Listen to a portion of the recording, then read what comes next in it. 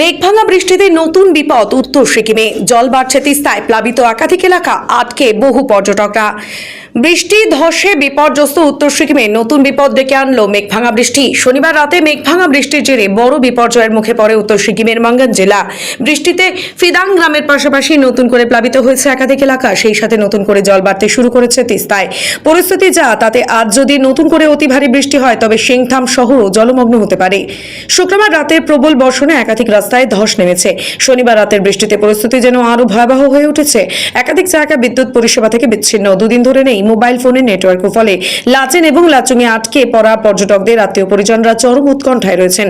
লাচেনের 115 এবং লাচুংয়ে 1350 জন আটকে থাকা পর্যটককে কিভাবে উদ্ধার করা হবে সে ব্যাপারে রবিবার সকালেও আশার আলো দেখাতে পারেনি মঙ্গন জেলা প্রশাসন।